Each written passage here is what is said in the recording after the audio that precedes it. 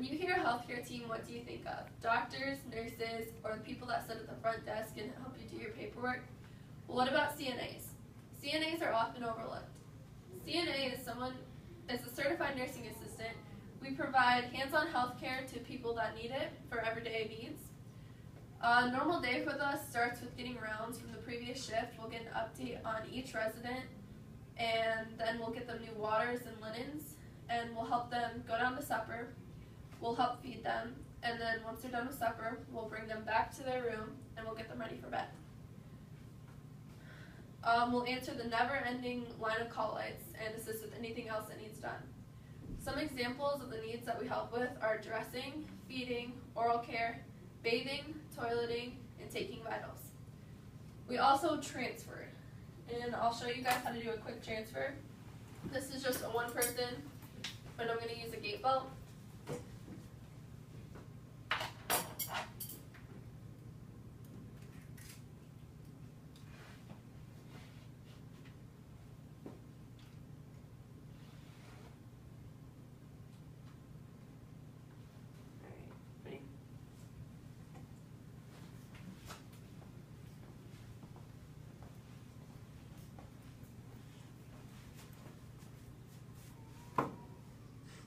And that's just a simple transfer for somebody that's most likely independent for the most part, but just needs a little extra help walking. Thank you.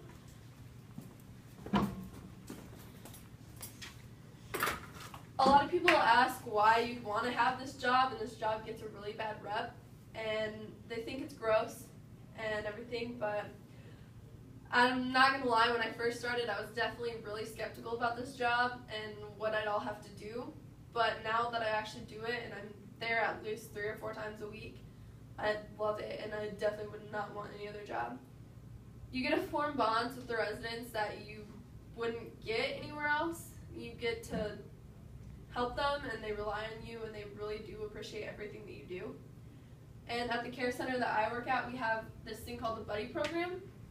You have to pick a resident, and then you spend 30 minutes each week with them, and you'll be doing anything from taking them out to eat, bringing them food, sitting there and talking with them, bringing your animals or your nephews and nieces or kids in, and you can do pretty much anything else that would give you that half an hour where you get to actually bond with them.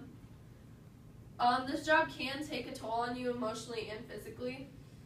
Residents can leave and will eventually pass away, and this can be really, really hard, especially if you do form a bond with them. You can be abused by the residents, hit, kicked, your hair pulled, bitten, scratched, yelled at. Usually this is just a short phase, and by the next time you see them, they'll be totally fine. You do work long hours. I work 2 to 10, and I'm on my feet at least 95% of the time, so it is very, very tiring, and you get worn out really easily. Another advantage is that there's no problem finding work with this. Everybody needs a CNA. Every hospital, some hospitals have it. Every care center, they're always looking for CNAs, because most of the time people will go off and be a nurse because being a CNA is mandatory for nursing school anymore. And to become a CNA, you have to complete 75 hours with 30 hours of clinicals.